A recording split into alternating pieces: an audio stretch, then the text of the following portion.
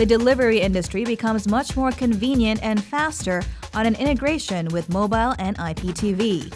How big is Korea's delivery market? The plunge in Argentina's peso sparks talk of an economic crisis in emerging nations. We will examine its current status and implications for Korea's economy.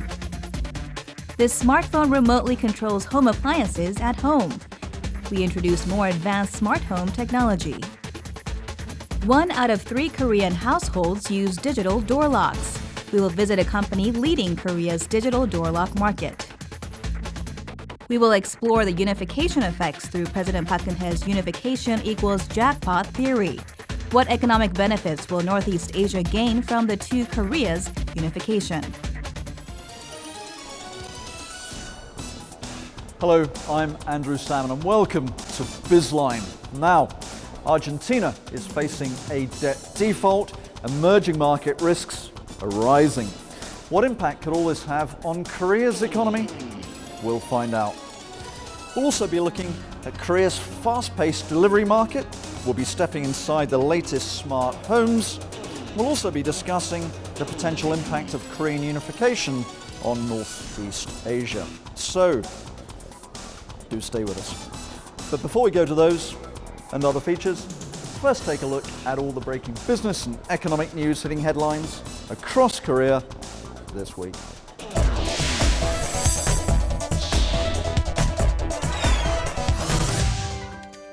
The Bank of Korea said that the nation's current account surplus reached a record $70.7 billion last year, up nearly 50% from the previous record of $48 billion posted in 2012.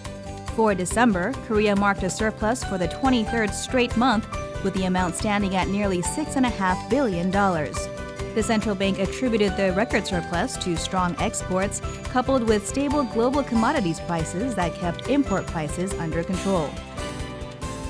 The Bank of Korea said Korea posted yet another personal, cultural, and entertainment service surplus of $160 million last year. That is more than 2.5 times higher than the surplus posted in 2012. The figure tracks exports and imports of things like K-pop, Korean movies, TV programs, games, audio sources, concerts, and distribution rights. More and more college-educated Koreans are neither working nor looking for a job. Statistics Korea said the number of economically inactive people with at least a college degree was more than 3 million in 2013, which is a 3.2% increase from the year before. While just 10% of college-educated people were part of the economically inactive population 15 years ago, the percentage rose to nearly 19% last year, meaning 2 out of 10 college graduates fit into this category.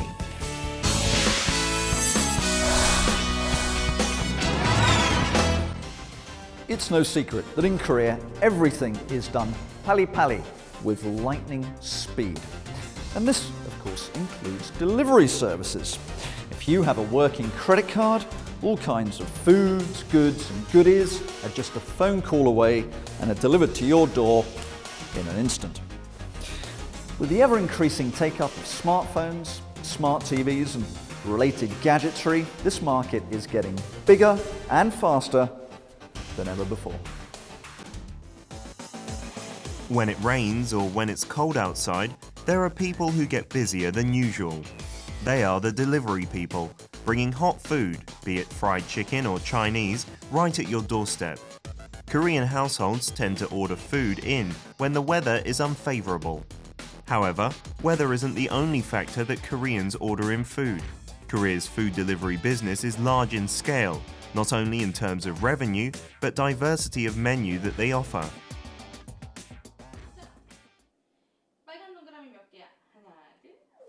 Miss Yoo Eun-young, who has a small child, prefers to order food in at home rather than going out to a restaurant. 우선 지금 저희가 아기가 아직 어려서 집에서 음식을 해 먹기도 좀 힘든 상황이고요. 나가서 먹기는 더더욱 힘들어서 좀 맛있는 음식을 먹고 싶을 때 이렇게 배달 음식을 많이 시켜 먹어요. Because she orders in at least once or twice a week, she has collected many reward coupons. 저희가 신랑이랑 2인분을 시켜 먹다 보니까 한 번에 한 12,000~13,000원 정도 되는 것 같고요. 한 달 평균 한 15만 원 이상은 되는 것 같아요. With the rise of 1 to 2 person households, demand for delivery of hot meals is rising. Because there are fewer people in a household, people are opting to take care of a meal with less hassle by ordering in. A recent survey shows that a Korean household mostly orders in 2 or 3 times a month, which was 32.7% of the respondents. It was followed by once a month and once a week.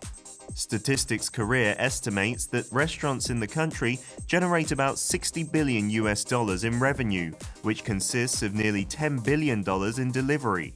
우리나라 사람들이 시간에 대한 낭비에 대해서 민감하다는 거죠.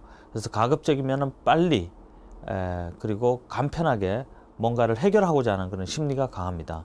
그러다 보니까 음식이라든지 여타 소비를 하는 데 있어서 이 배달이라는 것은 간편하면서도 빨리 해소할 수 있다는 측면에서 우리나라 사람들이 유독이 선호를 한다고 볼 수 있습니다. High population density, such as apartment complexes, make it easy to start delivery services. And Seoul has the densest population among OECD member nations. Restaurants specializing in delivery are not tied to location or size, so it is a good way to start the business in Korea. Moreover, delivery area isn't very large in Korea, which is another incentive to enter the business. Especially in this region, there is a specialized service in delivering food that is not deliverable, and it is growing fast. Restaurants prepare a meal the customer has ordered and packs them for takeout. A delivery person then picks up the food. 배달되는 그런 가게들은 메뉴가 좀 정해져 있잖아요. 배달 안 되는 아까처럼 그런 좀 고급스러운 샐러드 같은 것도 해주니까 좀 음식 선택이 다양해지고요. 네, 그래서 피자, 햄버거 이런 거 말고 그냥 좀 더 어떻게 보면 제대로 된 음식 그런 것도 먹을 수 있어서 그래서 많이 사용합니다. Clients can find out who the delivery person is and the person's contact number, and track the person real-time on the Google Map, which makes the service more convenient. Clients pay $1.50 extra for the delivery service, which attracts them to reuse the service again and again. Comparably, the order number is outsetting the number of the users right now. So the order number is increasing 1.5 times to 2 times more in every 2 weeks. So it is currently incurring about 1.5 to 1.8 orders per day per users. Food delivery services have evolved to the next level with the development of the information and communications technology. This application has 20,000 restaurants operating in the metropolitan area on the list, and they all deliver. It takes about 5 steps or touches to complete the order using the app. People have been ordering in food by phone or touch of a smartphone, and now they are using smart TVs. 소비자 측면을 보면 한 300만 명 가량이 이미 사용 중이시고요. 매달 그 숫자가 20%에서 30%까지 증가하는 추세고, 또 가맹점 쪽에서도 보면은 지금 저희랑 계약을 1년 이상 유지하시는 분들이 전체의 한 90% 이상 되시거든요. 양쪽 다 굉장히 만족하고 계시는 것 같습니다. They are not the only ones operating in the market. There are more than 100 applications related to delivery services available for download. 사실 오프라인에서 기존의 고객들이 이용하던 많은 부분들이 최근 10년, 20년을 통해서 온라인으로 굉장히 많이 넘어왔잖아요. 근데 사실 아직까지도 오프라인으로 남아있는 몇 안 되는 영역이 배달 음식 영역이거든요. 그래서 음식 시장 자체가 커지는 것도 있겠지만 오프라인에서 주문하던 이 배달 음식이라는 시장이 온라인, 모바일로 옮겨오는 것들이 굉장히 빠르게 일어날 거라고 생각을 했습니다. The restaurant industry sees its delivery service to be in the initial stage. However, with the development of information and communications technology, the market is expected to grow into a substantial size. 인터넷 모바일 세계가 계속해서 확장, 펼쳐질 것이라고 본다라면은 그와 함께 이 배달 서비스라는 것은 간편을 추구한다라는 그 속성이 있으니까 함께 같이 가지 않을까라는 예상을 해봅니다. Koreans seeking convenience and speed made it possible for the country to realize fast economic growth. And with those traits, the food delivery service will grow steadily in the restaurant industry.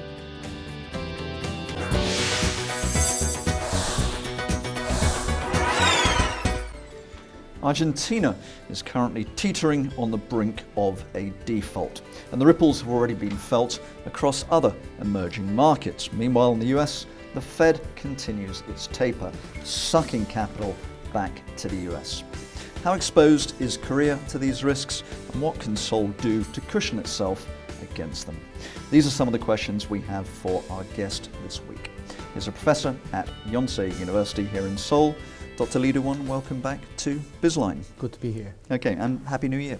You too. And a happy new horse. Mm-hmm. Let's talk Argentina. What do you think? Are they actually going to take this step and default? I think it's a little bit too early to predict default of Argentina, but definitely they are in trouble. Yeah. Just like in 2002 when they declared default, they are having the trouble of inflation, domestic inflation, and also depreciation of the Argentine peso. So the depreciation of the Argentine peso was largely expected, but we did not expect that it would come this early and this fast. And the depreciation is caused by, of course, U.S. tapering, and also the current account deficit of Argentine government, and large amount of foreign debt, and a substantial portion of that foreign debt is actually short-term debt. And in contrast to this foreign debt and current account deficit, Argentine government foreign exchange reserve is relatively shallow. It's slightly over $20 billion or something, which is not quite large enough to cover all of these deficits and debt. So Argentine government is trying to impose some restrictions and some measures on the foreign exchange controls, but that kinds of measure actually dampened the confidence in the market. Because of these measures, a lot of people who hold Argentine asset is trying to convert Argentine peso into US dollars. Sure.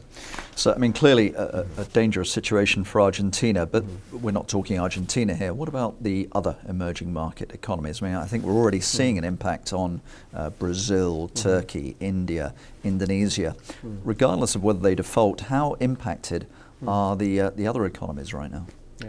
Well, there are several other emerging markets which are in trouble as well, just like Argentina. And they all share some common factors with Argentina. The common factors are current account deficit and relatively low level foreign exchange reserve, and their heavy dependence on the export of raw materials. And they can be, just like you mentioned, Indonesia, Turkey, and Brazil, and some other emerging markets as well. But especially Turkey and Indonesia are in danger because their foreign exchange reserve is particularly low relative to their foreign debt and current account deficit. Now, the US Federal Reserve is expected to continue its taper throughout most of this year.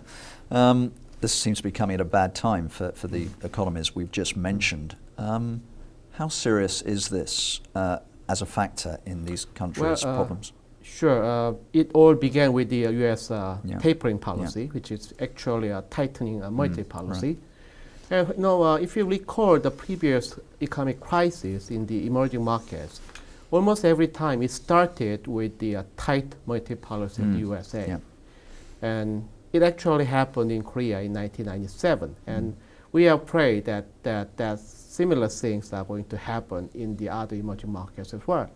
So if U.S. keep on tightening the monetary policy, and that's going to definitely worsen the situation as well. And actually that's why the central banker of India complained about the U.S.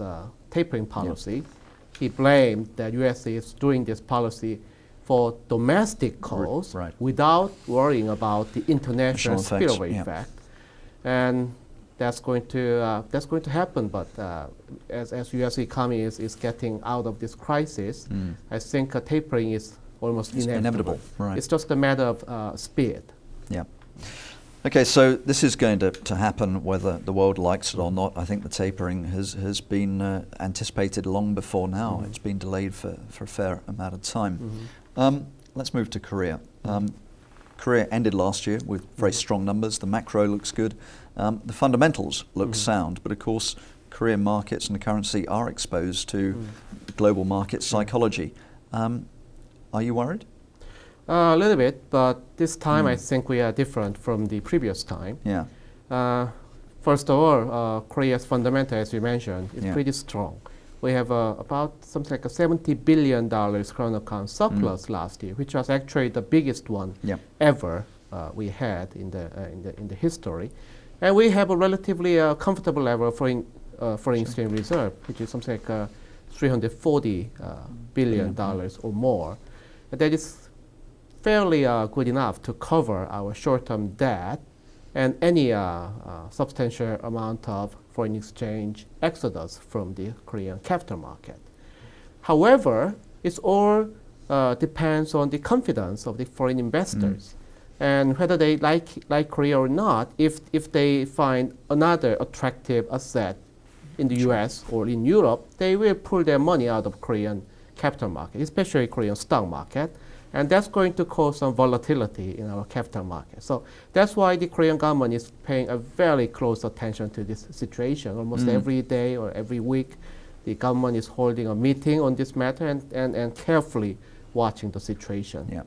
Now, looking at, again, another regional economy, which is Japan, some feel that if global capital does move away from emerging markets, it might find a sort of safe haven in Japan and in the yen, which is going to strengthen the yen, which in turn makes Japanese exports more expensive, which is good for Korea. Do you see this sort of pattern of events eventuating? Well, actually, that is already happening in Japan. Japanese yen had been a little bit weakened this time. I mean, a little bit weakened after the Abenomics began. Yeah. But after the U.S. tapering, they had been slightly strengthened. That's a good news in the short term to the Korean economy. However, I'm not quite sure whether that is going to last for a long term.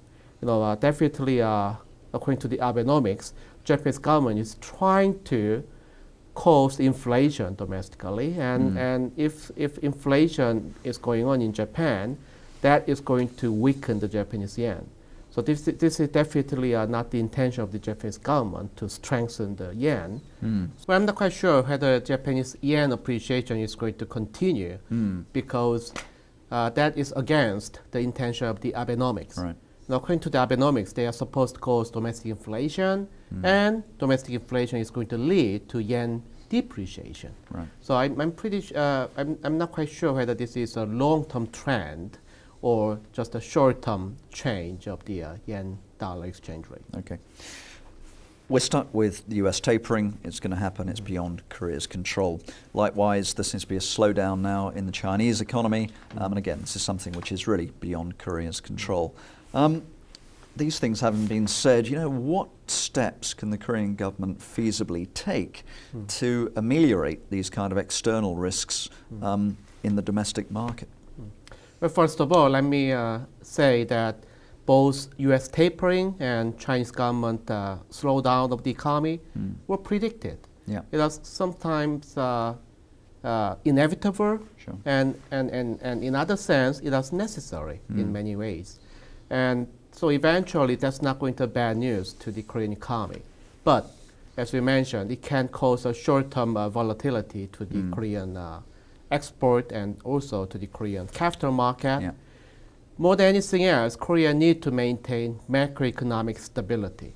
You know, that's one thing that we can distinguish ourselves from the other emerging markets. If you look at the other emerging markets, not only they are in trouble, but also they actually caused those troubles domestically.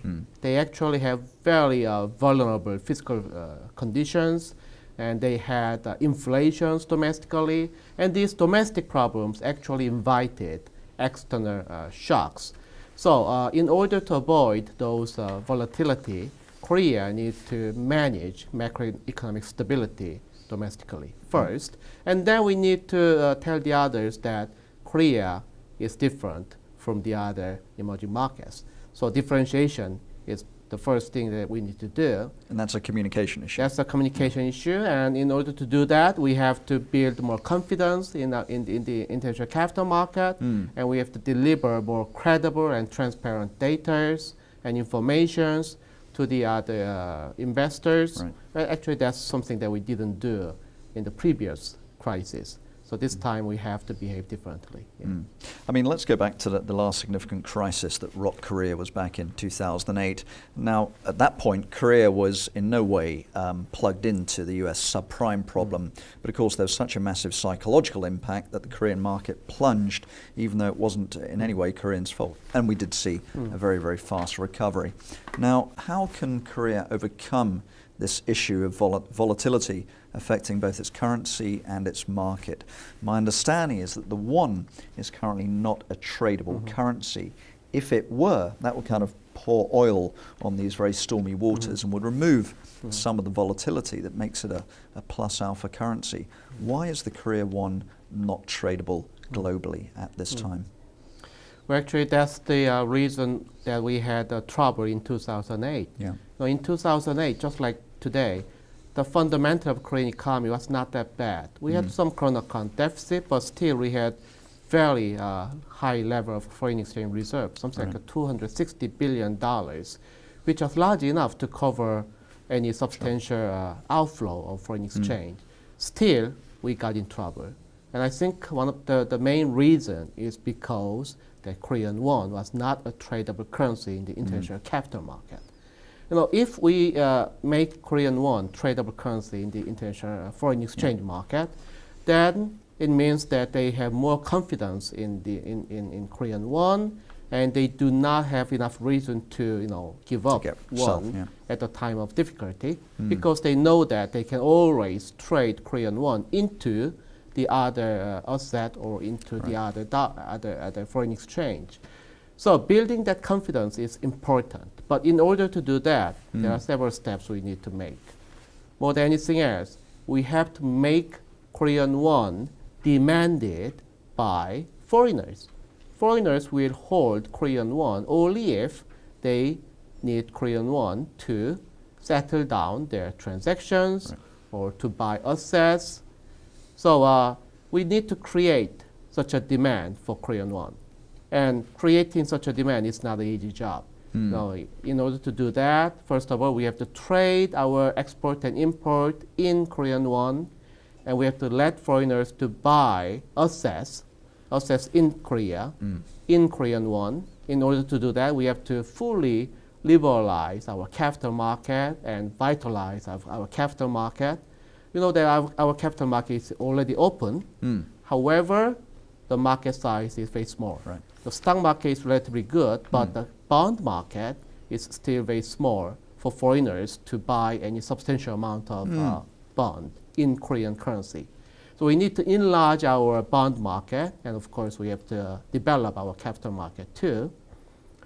And beyond that, we have to build kinds of a mechanism inside Asia where they use Korean won as a measure of settlement in international trade and international investment. So there are many steps that we need to take. So as an interim step, we are thinking about Asian Currency Unit, ACU. We cannot make Korean won to be an international currency overnight. Right. So we make ACU with the help of the other Asian countries and let this ACU be a proxy for the Korean won in the Asian market or in the international market. Actually, the talk is going on among leading countries in Asia to create ACU. So that's where we are now. When might we see the ACU become a legitimately tradable currency, and when might we see the won go all the way? We are not quite sure. China is definitely heading into this direction. But it seems like the Chinese goal is not to create ACU, but to make Chinese renminbi as an international currency. Well, if China has a different idea from Korea or Japan, then probably we have difficulty because we cannot, abandon China in making this ACU. Sure, of course. So that all depends on the not just on Korea, but on the neighboring countries in Asia. And more than anything else, the political leadership is very important. They need to understand the necessity of ACU, and they have to commit themselves to create ACU. Okay. Speaking long term, this seems like an irreversible trend. If the won becomes a fully convertible currency and a widely traded currency, does that remove the last barrier from Korea being seen as an advanced market? I think so. In almost every aspect, in terms of production, Korea is already an advanced country. However, in terms of the financial market, we are still lagging behind many other OECD countries. And one of the best way to fill this gap is actually making Korean won an international currency. Okay. That will be probably the final step that we truly join the advanced countries. Understood. Okay. And then we can kiss goodbye some of the volatility, which of course does plague the Korean markets. Dr. Lee, thank you very much indeed for explaining some important and rather complex concepts. My pleasure. We'll hope to see you again. Thank you very much indeed. Great.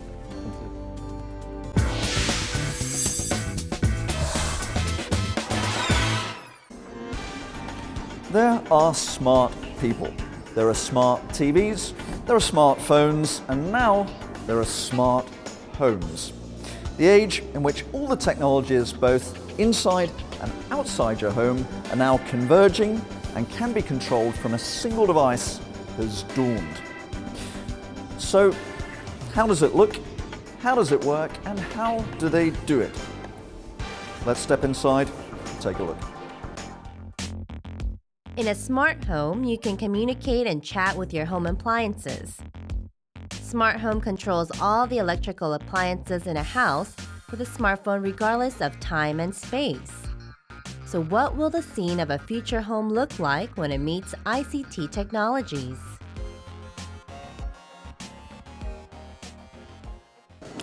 Coming home. When you speak into Samsung Galaxy Gear saying that you're going home, lights and air conditioners in the house switch on automatically, while a robotic vacuum machine starts to clean the house. You can also chat on a mobile messenger with a refrigerator as if you are chatting with your friends. If the smart household appliances in the past have been controlled individually by a different app, now all the electrical appliances in the house are connected to a single network.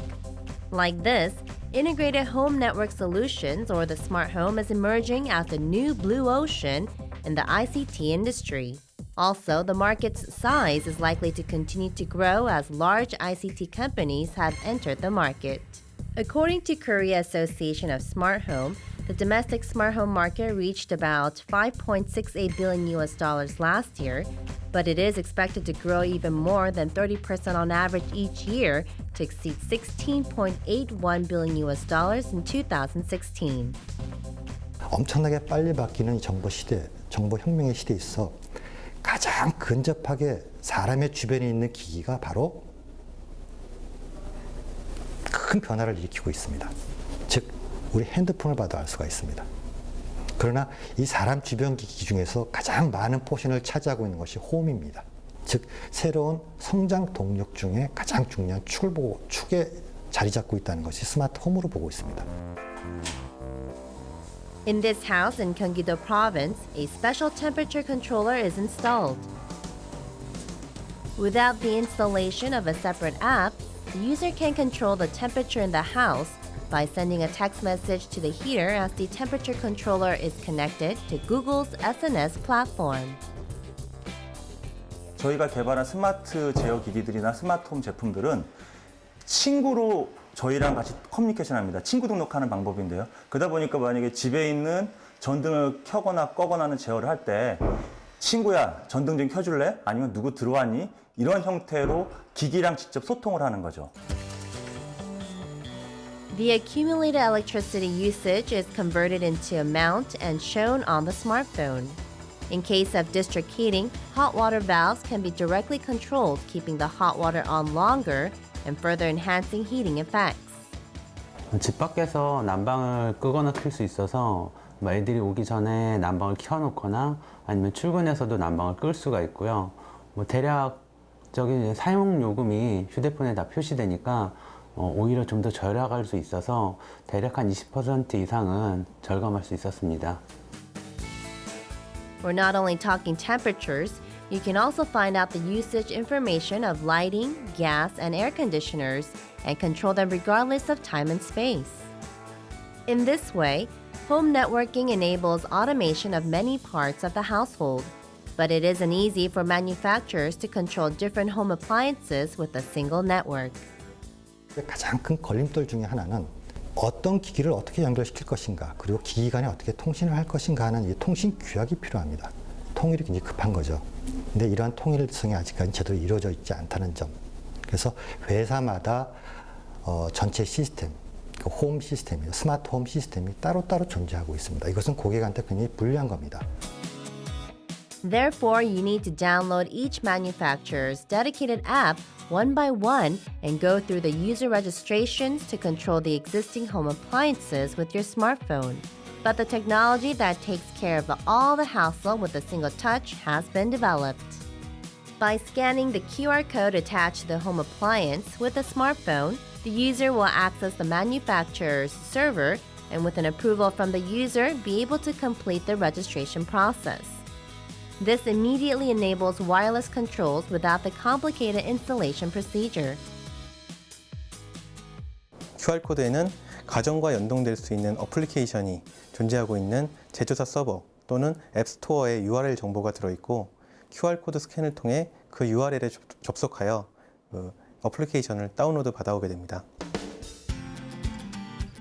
Through the app installed this way, users can find out usage information of the home appliances and control them regardless of time and space, whether it's indoors or outdoors. 사용자가 가전을 사용하는 어떤 패턴 정보들까지도 모든 것들이 다 모니터링이 가능해집니다. 부모님이 가전을 어떻게 쓰고 계신지, 그리고 그거를 통해서 잘 살고 계신지 이런 정보들도 온라인으로 바로 알 수가 있고요. 장치에 문제가 생겼을 때 그 장치된 문제를 사용자가 다 들고 직접 유지보수 센터를 가야 되는 상황에서 원격에서 장치된 상황을 제조사가 미리 판단을 해서 그 장애를 미리 치유해 주는 어떤 그런 기술들, 이런 것들도 가능할 걸로 생각을 하고 있습니다. If this technology is registered as an international standard, smart home will be controlled in a unified environment and not in an environment of different protocols by each manufacturer. But the problem is that users' personal home appliance usage data is required in order to use these services. 정보를 많이 수집을 해서 좋은 서비스를 주겠다는 기기의 입장에서 본다면은 정보를 많이 수집한다는 것은 나의 정보를 많이 준다는 겁니다. 즉 스마트 홈, 편안하고 안전하게 사용하고 싶은데 더불어 불안한 감이 존재할 수 있다는 사회적인 이슈가 있습니다. 이러한 보안적인 이슈, 이러한 보안적인 이슈가 현재 걸림돌이기도 합니다. 이것을 이제 타파하기 위해서는 강력한 법 제도라든지 아니면 사회적인 윤리의식의 바뀜, 이런 것들이 현재 필요하게 됩니다. The smart home technology that enables making friends with home appliances. Such smart home age is approaching us. It will provide an environment optimally customized for users and even satisfying human sensitivities beyond the convenience of remote controls.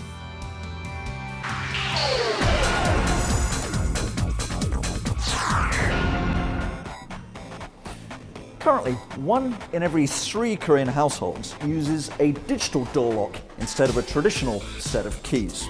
And the technology is ever improving. And a Korean technology has been chosen as the global standard. So, let's meet this week's hidden champion.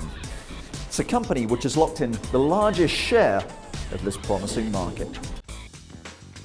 Carrying keys to unlock your door has become a thing of the past.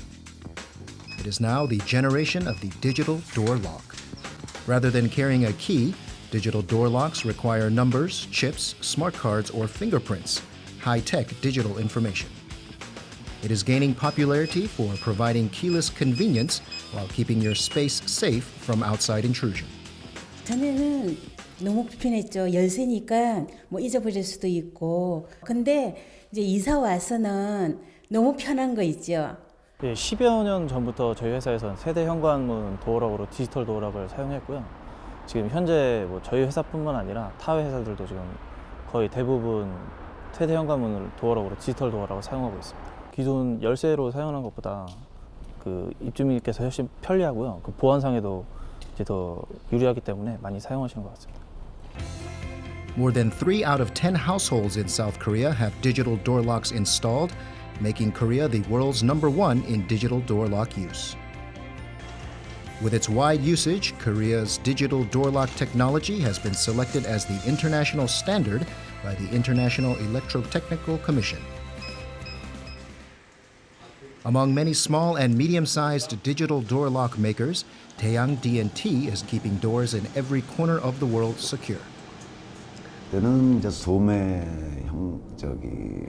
옵션 정도로 해서 필요한 사람만 구입을 했었는데 진입해서 한 6개월 정도 지나니까 아파트들이 기본 사양, 분양도 잘 됐고 아파트에 적용하기가 굉장히 편리한 품목으로 정제했죠. 그래서 안전성하고 편리성 두 가지가 겸비해서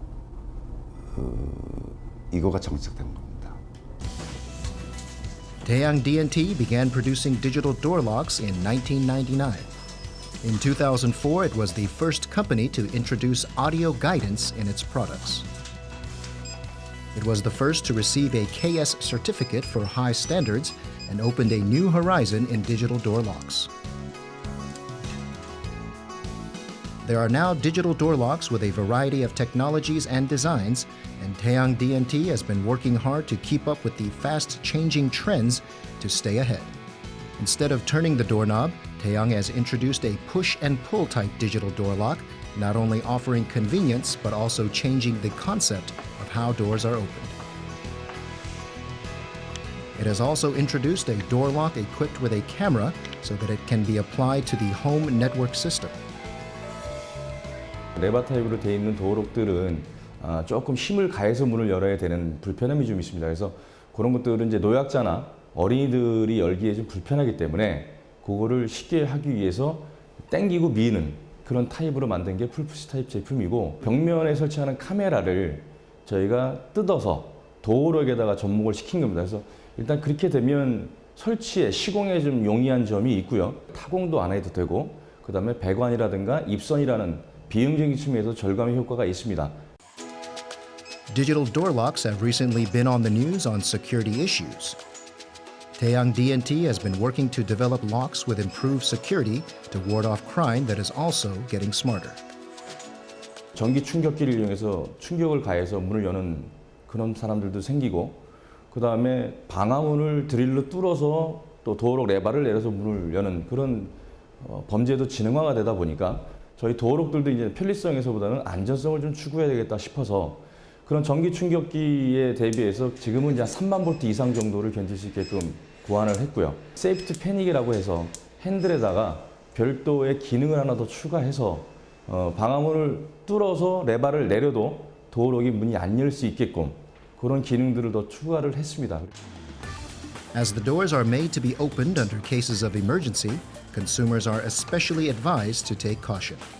사전에 안전 검증을 받은 제품만 유통될 수 있도록 그렇게 제도적 장치가 마련되어 있어서 상당히 지금은 품질 수준이 높아졌다고 볼 수 있지만 실질적으로 이제 제품을 구매할 때는 아직은 일부는 뭐 아직 완벽치 못한 부분 다시 말씀드리면 어떤 그 카드키 같은 거를 등록시킬 때 어떤 호환성 문제라든지 그런 부분이 발견이 돼서 이런 부분을 아주 꾸준히 개선하는 걸로 알고 있습니다. 그래서 반드시 업체에서 제공한 스마트 키나 업체에서 제공한 그 카드 키를 이용할 수 있도록 하는 것이 가장 중요하다고 볼 수 있습니다.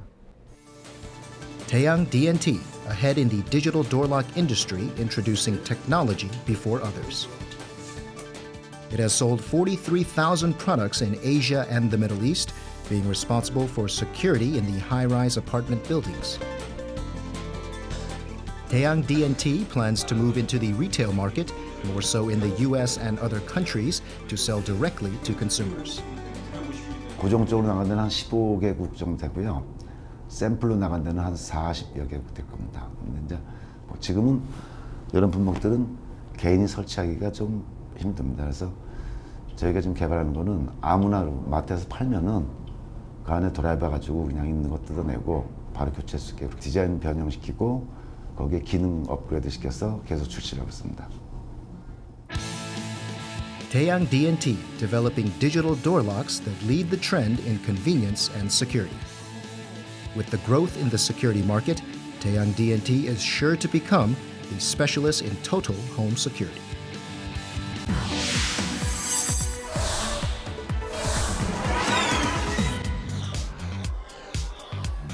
President Park Geun-hye has dubbed Korean reunification hitting the jackpot. But inevitably, it wouldn't be a jackpot just for the Koreas. It would also impact Northeast Asian countries around the region. But customarily, unification has always been discussed in terms of its cost and its risk. In our report, we'll be taking a look at the potential benefits of this mighty event.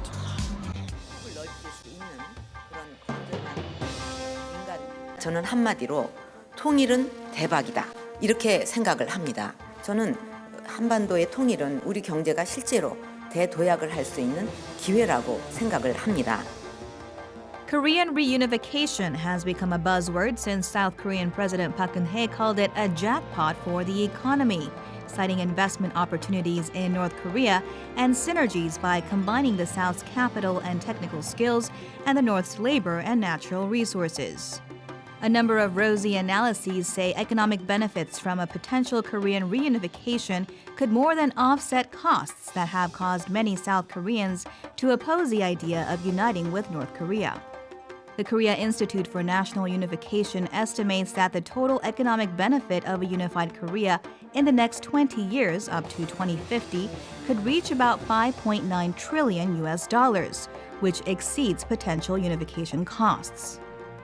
한국도 2030년 평화통일이었을 때, 합의통일이었을 때 2013년 불변가격 기준으로 대략 GDP의 1%를 북한에 매년 이전을 한다 이렇게 판단을 하는 거죠.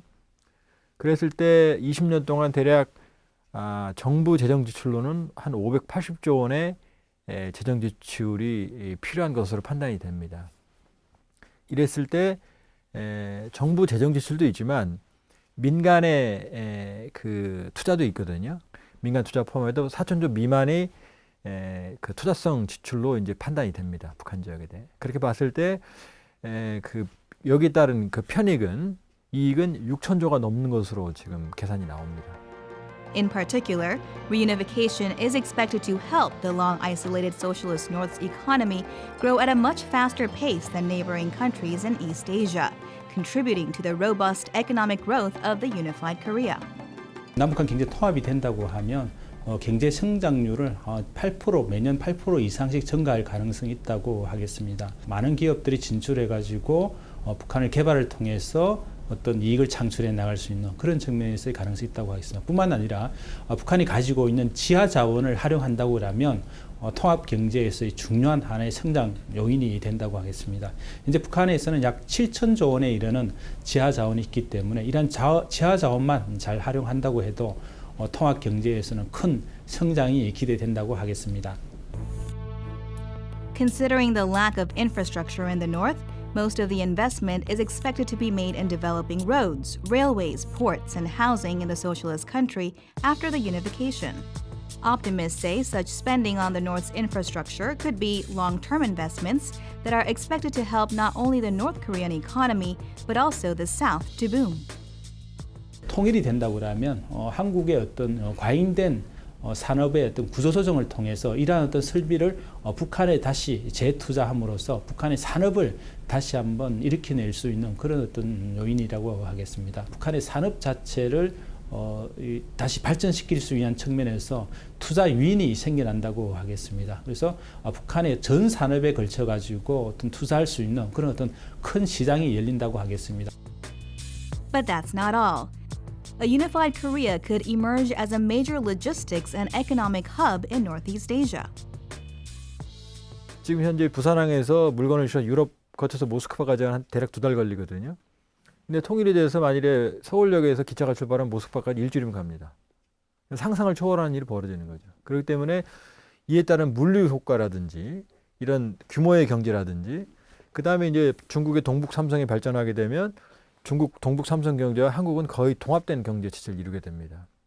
그럼 명실상부하게 이제 동북아의 허브가 되는 거죠. Unification could also boost the total population to nearly 75 million, consisting of the South's 50 million and the North's 24 million. A population of that size could offer a wide range of benefits for the economy, such as creating a giant consumer market. 국내 소비 비중이 높아짐으로 인해서 우리 경제가 안정적으로 성장할 수 있는 기반을 확보할 수 있습니다.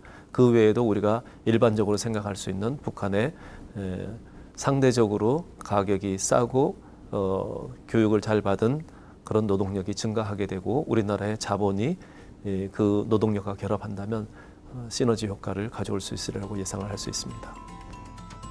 Reunification is also believed to create intangible benefits, such as eased geopolitical risks on the Korean peninsula that have undermined South Korea's market value.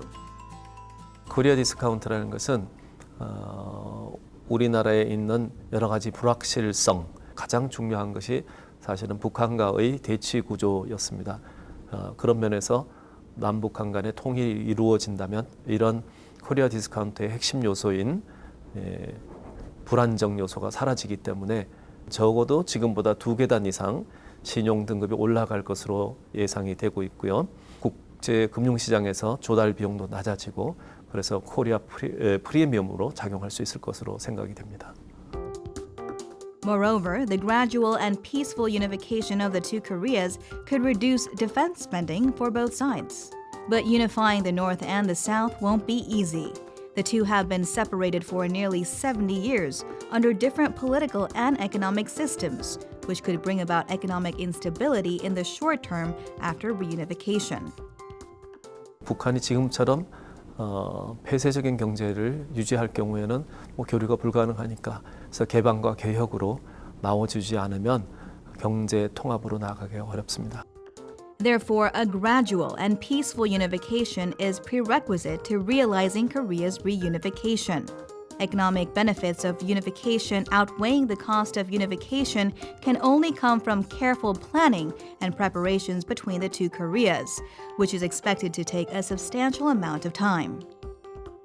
북한의 개혁과 개방을 유도할 수 있도록 국제사회와 공동으로 노력하는 것이 필요할 것이고요. 북한 지역을 어떻게 효율적으로 우리가 개발을 해야 될지 거기에 대한 청사진과 재정 공급에 대한 대책들을 미리 마련해 놓는 것이 이 통일 비용을 줄이는 중요한 준비라고 생각할 수 있습니다.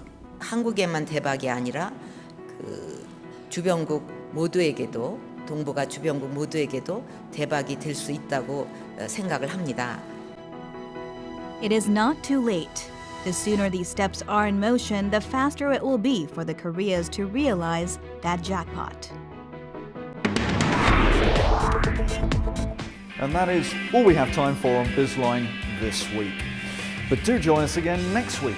We'll be looking at the government's tourism policy and seeing what effect, if any, it's having on this vital sector of the economy. We'll also be looking at a growing market for smartphone accessories, so do tune in again next week. But that's all we have time for right now. I'm Andrew Salmon.